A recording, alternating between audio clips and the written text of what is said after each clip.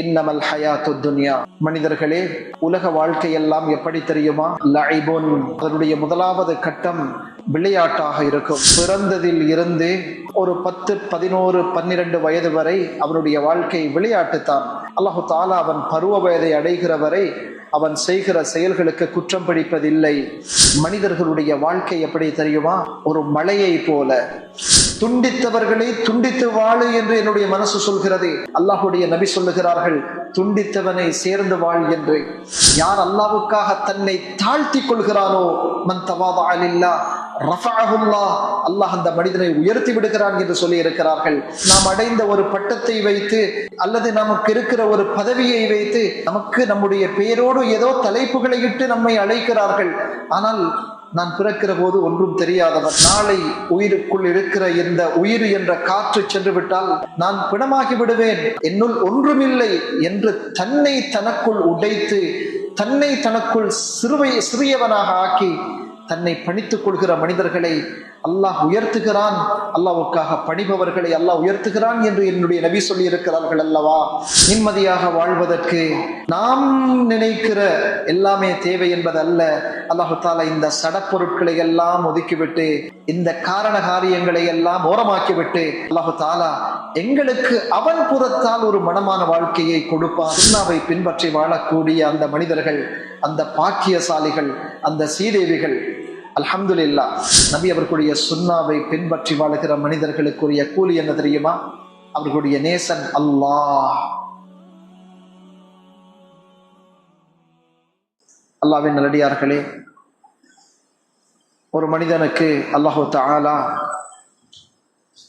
கொடுக்கிற பாக்கியங்களில் மிகச் சிறப்பான பாக்கியம் அல்லாஹுடைய நபியை தன்னுடைய வாழ்வின் முன்னுதாரணமாக, முன்மாதிரியாக அமைத்து தன்னுடைய வாழ்வுடைய ஒவ்வொரு கட்டங்களிலும் தன்னுடைய வாழ்க்கையில் ஏற்படுகின்ற ஒவ்வொரு சவால்களை எதிர்கொள்ளக்கூடிய சூழ்நிலைகளிலும் என்னுடைய உயிரிலும் மேலான நபி ஸல்லல்லாஹு அலைஹி வஸல்லம் அவர்கள் எப்படி வாழ்ந்திருக்கிறார்கள் என்ற வாழ்க்கையை கற்பனை செய்து அல்ல, கேள்விப்பட்டு அல்ல, மாறாக தான் கற்று முறையாக அந்த சுன்னாக்களை தன்னுடைய வாழ்க்கையில் கடைபிடித்து வாழுகிற பாக்கியம் பெற்ற மனிதர்களை பற்றி அல்லாஹு தாலா சூரா ஆல இம்ரானிலே பேசியிருக்கிறான். நபியே, கூறுவீராக, இன் குன்தும் துஹிப்பூன அல்லாஹ, நீங்கள் அல்லாஹ்வை நேசிக்கின்ற முஃமின்களாக இருந்தால், அல்லாஹ்வை நேசிக்கின்ற மனிதர்களாக நீங்கள் இருந்தால், ஃபத்தபிஊனி, என்னை பின்பற்றுங்கள், யுஹ்பிபுகுமுல்லாஹ், அல்லாஹ் உங்களை நேசிப்பான், வயக்ஃபிர் லகும் துனூபகும், உங்களுடைய பாவங்களை எல்லாம் அல்லாஹ் உங்களுக்கு மன்னித்து விடுவான். அவன் நிச்சயமாக பாவங்களை மன்னிக்கக்கூடியவனாக இருக்கிறான். அன்பான சகோதரர்களே, மனிதர்களாக நாம் உலகத்திலே வாழ்ந்து குழந்தை பருவத்தை கடந்து வாலிபத்தை அடைந்து நம்மில் பலர் நடுத்தரமான ஒரு சராசரி மனிதனுடைய கட்டத்தை அடைந்து குழந்தைகள், பிள்ளைகள், பேரப்பிள்ளைகள் என்ற ஒரு கட்டத்தையும் தாண்டி நம்மில் அடுத்த ஒரு கட்டமாக வயோதிபத்திலே காலடி எடுத்து வைத்து தன்னுடைய வாழ்க்கையின் பெரும்பாலான பகுதிகளை கடந்தவர்களும் நம்மிலே இருக்கிறோம். மனித வாழ்க்கையை பற்றி அல்லாஹு தாலா மிக சுருக்கமாக நமக்கு குர்ஆனிலே சொல்லுகிற பொழுது, இன்னமல் ஹயாத்து துன்யா, மனிதர்களே, உலக வாழ்க்கையெல்லாம் எப்படி தெரியுமா? அதன் யதார்த்தம் எப்படி அமைந்திருக்கும் தெரியுமா உங்களுக்கு? இன்னமல் ஹயாத்து துன்யா லஐபுன், அதனுடைய முதலாவது கட்டம் விளையாட்டாக இருக்கும். அது விளையாட்டை முஃபஸ்ஸிர்கள் குர்ஆனுடைய இந்த ஆயத்துக்கு சொல்லுகிற நேரத்திலே மனிதனுடைய ஒரு சராசரி மனிதனுடைய வாழ்க்கை பொதுவாக இப்படித்தான் அமைந்திருக்கும். பிறந்ததில் இருந்து ஒரு 10, 11, 12 வயது வரை அவனுடைய வாழ்க்கை விளையாட்டுத்தான். அல்லாஹு தாலா அவன் பருவ வயதை அடைகிற வரை அவன் செய்கிற செயல்களுக்கு குற்றம் பிடிப்பதில்லை. முதல் கட்டம் ஒரு குழந்தைக்கு வாழ்க்கையில் ஆக சந்தோஷமான கட்டம், அது வாழ்க்கை முழுக்க விளையாட்டுத்தான். குர்ஆன் சொல்லுகிறது லஐபுன், முதல் கட்டம் விளையாட்டை. வலஹ்வுன் இரண்டாவது கட்டம், வீணான செயல்களில் மனிதர்கள் ஈடுபடுவது. ஏன் செய்கிறோம் என்பதில்லை, ஆனால் ஒரு இன்பத்திற்காக, ஒரு சுகத்துக்காக ஒரு லஹு, ஒரு வீணான கேளிக்கையான விஷயங்களில் ஈடுபடுவது. இது இரண்டாவது கட்டம். சுமாராக டீனேஜர்ஸ் என்று சொல்லக்கூடிய கட்டிளமை பருவத்தில் இருக்கக்கூடியவங்க, கூட்டாளிமார்கள், நண்பர்கள், உறவுகள் என்று அவர்களுடைய வாழ்க்கை சுமாராக வாலிபத்தை தொட்டிருக்கும். குற்றம் பிடிக்கப்படுகிற ஒரு காலமாக கூட அது இருக்கலாம். அந்த வாழ்க்கை அவர்களுக்கு வீணானதாக இருக்கும். பெற்றோர்கள் சொல்லுவார்கள், எதற்காக செய்கிறாய், ஏன் இப்படி நடந்து கொள்கிறாய் மகனே, ஏன் வீணாக நேரத்தை கடத்துகிறாய் என்ற ஒரு கட்டம் மனிதனில் கட்டாயம் குடிகொள்ளும். இந்த லஹு என்ற காலத்தை அவன் கடக்க வேண்டி வரும். மூன்றாவது ஒரு கட்டத்தை குர்ஆன் சொல்லுகிறது, வஸீனத்துன், அலங்காரத்தை விரும்புகிற காலம் அது. வாலிபத்தை தொட்டுவிட்டார், திருமணத்துக்குரிய காலம், திருமணம் முடித்திருக்கிற அந்த புதிய காலம் கட்டம் சுமாராக ஒரு 18-20 வயதில் இருந்து ஒரு 30 வயது வரை என்று வைத்துக் கொண்டால் கூட இந்த காலத்திலே அவர்கள் அழகை விரும்புவார்கள். ஆண்கள் பெண்கள் விதிவிலக்கில்லாமல் எதிலும் அழகை எதிர்பார்ப்பார்கள். உடுக்கிற ஆடை தொடக்கம், பயணிக்கிற வாகனம் தொடக்கம், இருக்கிற வீடு வரை அழகிலே அவர்களுக்குள் ஆசைகள் இருக்கும். திருமணம் செய்வதாக இருந்தாலும் மிக அழகிய துணை தேவைப்படும். உடுப்பதாக இருந்தாலும் ரொம்ப பொருத்தமான அழகான ஆடைகளை தேடி அதற்காக முயற்சிப்பார்கள். இது அழகை விரும்புகிற ஒரு காலம். இதனையும் மனிதன் கடப்பான். அடுத்த கட்டம், வதஃபாஹுரும் பைனக்கும், உங்களுக்கு மத்தியில் பெருமை பேசிக் கொள்ளுகிற காலம். வயது 30 கடக்கும், அது 40 தொடும். அந்த காலங்களில் எல்லாம் மனிதர்கள் தங்களுக்குள் பெருமை பேசிக் கொள்வார்கள். என்னுடைய சொத்து பெரியதா, உன்னுடையது பெரியதா, என்னுடைய குழந்தைகள் கெட்டிக்காரர்களா, உன்னுடைய பிள்ளைகளா? இந்த பெருமை குடும்பங்களையும் விட்டு வைக்காதே, உறவுகளையும் விட்டு வைக்காதே. ஆளுக்கால் ஒருவருக்கொருவர் தஃபாகுர் என்பது தன்னுடைய பெருமிதங்களை போட்டிக்காக ஒருவருக்கொருவர் பேசிக்கொள்வது. அல்லாஹு தஆலா அதே ஓடர சொல்லி இருக்கிறார். இந்த தன்னுடைய பெருமைகளையும் தன்னுடைய குழந்தைகளின் பெருமைகளையும் தான் தனக்கு அல்லாஹ் கொடுத்த நியாமத்துக்களை தனக்கு கிடைத்த பெருமிதமாக மனிதன் பேசிக்கொள்ளுகிற, பார்த்து கொள்ளுகிற காலம். என்னுடைய சொத்துக்கள் பெரியனவா, உன்னுடையது பெரியதா என்ற ஒரு பெருமித காலம் இது. அடுத்த ஒரு கட்டம் மனிதனுக்கு ஏற்படுகிறதே, வதகாசுருன் ஃபில் அம்வாலி வல் அவுலாத், குழந்தைகள் செல்வங்களை ஒருவருக்கொருவர் போட்டி போட்டுக்கொண்டு அதிகமாக தேடிக்கொள்கிற ஒரு காலம். சில நேரத்தில் தன்னுடைய ஆடை அழுக்காக இருக்கிறதா என்று கூட அவர் திரும்பி பார்க்க மாட்டார். சாப்பிட்டேனா என்று கூட பார்க்க மாட்டார். ஆனால் கொஞ்சம் கூட தேட முடியுமா, எப்படியாவது என்னுடைய சொத்துக்கள் அவரை விட கூடுதலாக இருக்க வேண்டும் என்ற அந்த ஒரு எண்ணம், அது ஆணையும் விட்டு வைக்காதே, பெண்ணையும் விட்டு வைக்காதே, வயோதிபரையும் விட்டு வைக்காதே. சுப்ஹானல்லாஹ், இந்த ஒரு கட்டத்தை அவன் தாண்டி விட்டால் இது மரணத்துடைய கட்டம்தான் அவனை அடைய இருக்கிறது. இதை சொல்லிவிட்டு ரப்புல் ஆலமீன் எங்களை பார்த்து சொல்லுகிறான், கமஸலி கைஸின், மனிதர்களுடைய வாழ்க்கை எப்படி தெரியுமா, ஒரு மழையை போல. இத் அஅஜபல் குஃபார நபாதுஹு, அந்த மழை ஒரு வறண்டு போன, செத்து போன ஒரு பூமியில் இறங்குகிறது. அந்த பூமி செத்து போய் புற்கள் எல்லாம் மடிந்து போயிருக்கிற அந்த நேரம் இறங்கிய மழையினால் அந்த புற்கள் எல்லாம் செழித்து வளர ஆரம்பிக்கிறது. அங்கிருந்து மரங்கள், செடிகள் வளர ஆரம்பிக்கின்றன. இத் அஅஜபல் குஃபார நபாது, அந்த தண்ணீரை பார்த்து மனிதர்கள் எல்லாம் ஆச்சரியப்படுகிறார்கள். அந்த விவசாயிகள் எல்லாம் அதை பார்த்து சந்தோஷப்படுகிறார்கள். எவ்வளவு காஞ்சி போயிருந்த பூமி பச்சை பசேல் என்று இருக்கிறதே என்று அவர்கள் அதை வியந்து பார்ப்பார்கள். மரம் செழிப்பாகி பூ பூத்து கனி தருகிற காலம் அது, வாட்ட சாட்டமாக தென்படுகிற காலம். ஆனால் அதுக்கு பிறகு ஒரு கட்டம் ஏற்படுகிறது.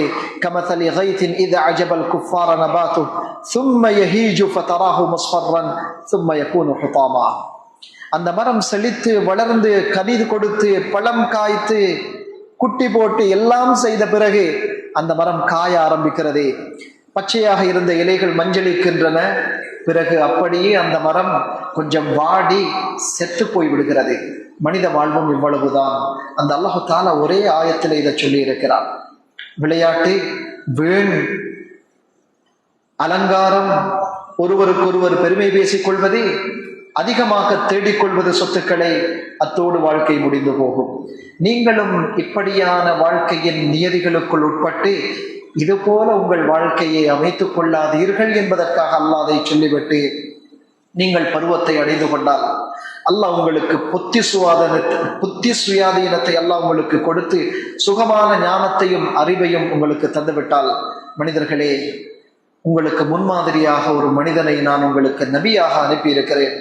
அந்த நபியுடைய வாழ்க்கையை நீங்கள் கற்பனை செய்யாதீர்கள், படித்துக் கொள்ளுங்கள். அந்த சுன்னாக்களை உங்களுடைய நெஞ்சங்களுக்குள் ஊட்டிக் கொள்ளுங்கள். அப்பொழுதுதான் மனோ இச்சையை பின்பற்றாத, அல்லாஹ்வுடைய தீனை பின்பற்றுகிற உண்மையான மனிதர்களாக உங்களால் வாழ முடியும். வாலிபரோ வயோதிபரோ, ஆண்மகனோ பெண்மணியோ, ஒரு சிறந்த ஒரு மனிதனாக வாழ்ந்து இந்த உலகத்தை பிரிகிற நேரம் சாந்தமான உள்ளத்தோடு பிரிகிறவர்களுக்கு நிச்சயம் நாளை மறுமையில் சுவர்க்கம் மட்டுமல்ல, இந்த உலகத்திலும் அல்லாஹ் அவர்களுடைய வாழ்க்கையை சுவனமாக மாற்றி கொடுக்கிறான்.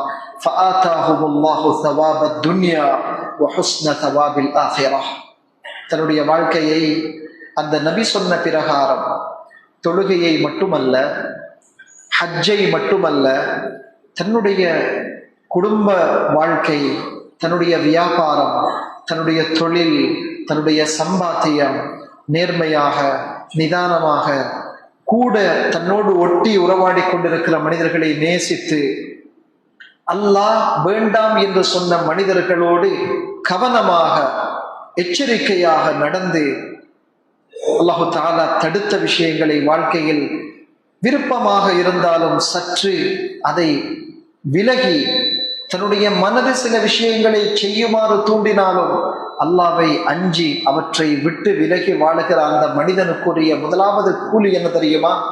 அவர்களுடைய உலக வாழ்க்கையை அல்லாஹ் மனமாக்கி வைக்கிறான். ஃபலனுஹ்யியன்னஹு ஹயாத்தன் தய்யிபா.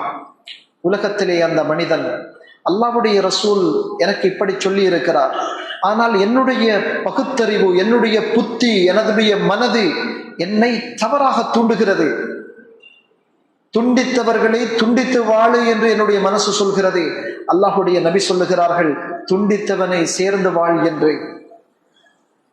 உபத்திரம் செய்தவனுக்கு உபத்திரம் செய் என்று என்னுடைய மனது சொல்கிறது. அல்லாஹ்வுடைய நபி என்னை பார்த்து சொல்கிறார்கள், உபத்திரம் செய்தவனுக்கு உபகாரம் செய் என்று சொல்கிறார்கள். உன்னை தூரமாக்கியவனை தூரமாக்கி நட என்று என்னுடைய மனது சொல்கிறது. என்னை சூழ இருக்கிற மனிதர்கள் சொல்கிறார்கள். என்னுடைய உயிரிலும் மேலான நபி அவர்கள், எனக்கு சுவர்க்கம் கிடைக்க வேண்டும் என்று ஆசைப்பட்ட நபி அவர்கள், இல்லை, உன்னை ஒதுக்கியவனையும் சேர்த்துக்கொள் என்று சொல்லி இருக்கிறார்கள். அது என்ன ஒரு வழிகாட்டல்! தவறு செய்தவர்களின் தவறை சுட்டிக்காட்டு என்று என்னுடைய மனது சொல்கிறது. அதை பகிரங்கப்படுத்தி அவர்களுக்கு 4 வார்த்தைகளை உதிர்த்து விடு என்று என்னுடைய நஃப்சு என்னை உந்துகிறது. ஆனால் உயிரிலும் மேலான நபி அவர்கள் சொல்கிறார்கள், மனிதனே, தவறு செய்தவர்களின் தவறை நீ மன்னித்து விடு, மறைத்து விடு. மன் சதர முஸ்லிமன் சதரஹுல்லாஹு ஃபித் துன்யா வல் ஆகிரா. அவர்களின் தவறை நீ மன்னித்து மறைத்து அதை கண்டும் காணாமல் விட்டுவிட்டால் அல்லாஹ் உன்னுடைய குறைகளை உலகத்திலும் மறுமையிலும் மறைக்கிறான் என்று சொல்கிறார்களே. இல்லாதவனுக்கு கொடுத்து வாழ். அல்லாஹு தஆலா உனக்கு அவனாக கொடுக்க தயாராக இருக்கிறான். வல்லாஹு ஃபீ அவுனில் அப்தி மா கானல் அப்து ஃபீ அவுனி அஹி. தராத மனிதனுக்கு ஏன் கொடுக்க வேண்டும்? சொல்லாத மனிதனை ஏன் நான் அழைக்க வேண்டும்? என்னோடு நன்றாக இருக்காதவனோடு நான் ஏன் நன்றாக இருக்க வேண்டும் என்று எங்களுடைய மனதும் மட்டுமல்ல, எங்களை சூழ இருக்கிற மனிதர்களும் எங்களை தூண்டுகிற பொழுது, மனைவியாக, தாயாக, சகோதரியாக, சகோதரனாக, இப்படியாக எங்களை சூழ இருக்கிறவர்கள் சில நேரத்திலே எங்கள் மீது கொண்ட இரக்கத்தினால் தவறாக சொல்லுகிற சில சந்தர்ப்பங்கள் வாழ்க்கையில் ஏற்பட்டாலும் கூட, அல்லாஹ்வுடைய நபியை நேசிக்கிற உள்ளங்கள், இல்லை, என்னுடைய உயிரிலும் மேலான நபி அவர்கள் எனக்கு இப்படி சொல்லி தரவில்லை, என்னை சொல்லி இருக்கிறார்கள், இல்லை, நீ உதவி செய், நீயாக மன்னித்து விடு, நீயாக அதனை மறந்து விடு. இல்லை, கொஞ்சம் நெஞ்சை நிமிர்த்தி நாமும் கொஞ்சம் உயர்ந்து சென்றால் தான் மதிப்பை பெறலாம் என்று என்னுடைய நஃப்சு சொல்லுகிற நேரத்திலே உயிரிலும் மேலான அல்லாவை தரிசித்த நபி முஹம்மது ஸல்லல்லாஹு அலைஹி வஸல்லம் அவர்கள் எனக்கு சொல்லி இருக்கிறார்கள், யார் அல்லாவுக்காக தன்னை தாழ்த்தி கொள்கிறானோ, மன் தவாதஅ லில்லாஹ் ரஃபஅஹுல்லாஹ், அல்லாஹ் அந்த மனிதனை உயர்த்தி விடுகிறான் என்று சொல்லி இருக்கிறார்கள். என்னுடைய அந்தஸ்துகளை, பதவிகளை, படிப்புகளை, என்னுடைய நஃப்ஸிலே, என்னுடைய ஆத்மாவிலே நான் கட்டி வைத்திருக்கிற என்னை பற்றிய பிரமாண்டமான அந்த சிலையை, மமதை என்ற அந்த சிலையை நான் உடைத்துவிட்டு, நான் சின்னவன், நான் தெரியாதவன், நான் அறியாதவன், நான் படிப்பதற்கு எவ்வளவோ இருக்கிறது, மனிதர்கள் என்னை ஏதோ சொல்லி அழைக்கிறார்கள், ஒரு பெயரை சொல்லி, ஒரு பதவியை சொல்லி, நாம் அடைந்த ஒரு பட்டத்தை வைத்து அல்லது நமக்கு இருக்கிற ஒரு பதவியை வைத்து நமக்கு நம்முடைய பெயரோடு ஏதோ தலைப்புகளை இட்டு நம்மை அழைக்கிறார்கள். ஆனால் நான் பிறக்கிற போது ஒன்றும் தெரியாதவன். நாளை உயிருக்குள் இருக்கிற இந்த உயிர் என்ற காற்று சென்று விட்டால் நான் பிணமாகி விடுவேன், என்னுள் ஒன்றுமில்லை என்று தன்னை தனக்குள் உடைத்து, தன்னை தனக்குள் சிறியவனாக ஆக்கி தன்னை பணித்துக் கொள்கிற மனிதர்களை அல்லாஹ் உயர்த்துகிறான். அல்லாஹ்வுக்காக பணிபவர்களை அல்லாஹ் உயர்த்துகிறான் என்று என்னுடைய நபி சொல்லி இருக்கிறார்கள் அல்லவா என்று நபியுடைய கட்டளைகளை, நபியுடைய சுன்னாக்களை, எங்களுடைய நஃப்ஸையும் எங்களோடு இருக்கிற எங்களுடைய தோழர்களுடைய வழிகாட்டல்களையும் கொஞ்சம் வைத்துவிட்டு அல்லாஹ்வும் அல்லாஹுடைய ரசூலும் எனக்கு எதை சொல்லி இருக்கிறார்கள், இதை என்னுடைய வாழ்க்கையில் நான் படிப்பது என்னுடைய லட்சியம். எதுவரை காலம்? மௌத்து வரை நான் அல்லாஹுடைய நபியுடைய சுன்னாக்களை படிப்பேன். அல்லாஹ் எனக்கு சொன்னதைத்தான் நான் வாழ்க்கையில் செய்வேன். பிறர் என்னை தவறாக வழிநடாத்த வாய்ப்பு இருக்கிறது. ஷைத்தான் சில நேரத்திலே எங்களுடைய தந்தை ஊடாக, தாயூடாக, மனைவியூடாக, சகோதரியூடாக, சகோதரனூடாக எங்களுக்குள் பிரவேசிக்க வாய்ப்பு இருக்கிறது. நலவு செய்வது போல, உபதேசம் செய்வது போல எங்களுக்குள் வந்து எங்களை திசை திருப்பிவிட வாய்ப்பு இருக்கிற ஒரு பெரிய ஒரு அபாயகரமான சூழலில் என்னுடைய நபி எனக்கு என்ன சொல்லி இருக்கிறார் எனக்கு தெரியாதா?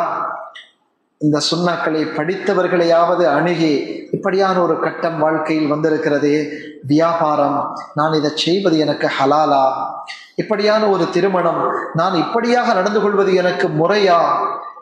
ஸல்லல்லாஹு அலைஹி வஸல்லம் என்ன சொல்லி தந்திருக்கிறாங்க? என்னுடைய வாழ்க்கையை நான் மனமாக ஆக்கிக்கொள்ள விரும்புகிறேன். இந்த வழிகாட்டலோட வாழ்க்கையில நுழைந்தவர்களை அல்ஹம்துலில்லாஹ் பார்த்திருக்கிறோம். அல்லாஹு தஆலா அவர்களை செல்வம் இல்லாம செல்வந்தர்களாக வாழ வைக்கிறான், பதவிகள் இல்லாம கௌரவமாக வாழ வைக்கிறான். பதவி இல்லை, ஆனா அல்லாஹ் அவர்களை பற்றிய கௌரவத்தை மனிதர்களுடைய உள்ளத்துல விதைத்திருக்கிறான். ஸயஜஅல் லஹுர் ரஹ்மானு வுத்தா, அவர்களை பற்றிய நல்ல எண்ணங்கள், அவர்களை பற்றிய அறிமுகம் இல்லாதவர்களுடைய உள்ளத்திலே கூட அல்லாஹ் ஏற்படுத்தி விடுவான். நிம்மதியாக வாழ்வதற்கு நாம் நினைக்கிற எல்லாமே தேவை என்பது அல்ல.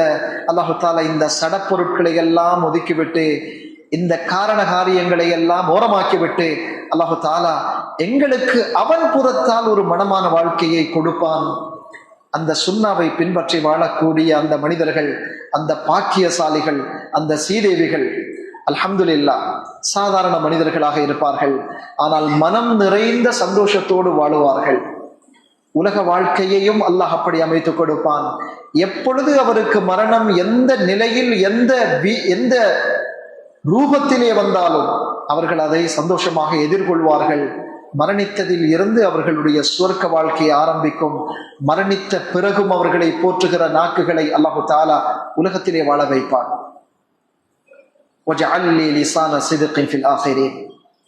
மரணித்த பிறகும் அவர்களுக்கு நல்ல துஆக்களை அவர்களுடைய பரம்பரைகள், குடும்பங்களில் அல்லாஹ் உருவாக்கி விடுவான். அவரை சொல்லுகிற பொழுதெல்லாம் அவருக்காக துஆ செய்கிற நாக்குகள் உருவாகி இருக்கும் குடும்பங்களில், ஊர்களுக்குள். இதற்கு செல்வம் தேவையில்லை, பதவிகள் தேவையில்லை, பெரிய பெரிய அரசியல் பலம் தேவையில்லை, பெரிய பெரிய துறைகள் தேவையில்லை. நாம் அல்லாஹ் நமக்கு எதை கொடுத்திருந்தாலும் அதை எடுத்துக்கொண்டு என்னுடைய நபி எப்படி வாழ்ந்திருக்கிறார்கள், அந்த வாழ்க்கையை வாழுவதுதான் உண்மையான வாழ்க்கையுடைய வெற்றி. அதுதான் நாம் நபி அவர்களை நேசிக்கிறோம் என்பதற்குரிய அடையாளம். நபி அவர்களுடைய சுன்னாவை பின்பற்றி வாழுகிற மனிதர்களுக்குரிய கூலி என்ன தெரியுமா? அவர்களுடைய நேசன் அல்லாஹ். அல்லாஹ் அவர்களை நேசிக்கிறார். அல்லாஹுடைய நேசத்தை பெற்ற நல்ல மனிதர்களாக அல்லாஹு தாலா நம் எல்லோரையும் வாழ வைப்பானாக. யா அல்லாஹ், என்னுடைய பாவங்களை மன்னிப்பாயாக, என்னுடைய பொருத்தத்தை எங்களுக்கு நசீபாக்குவாயாக.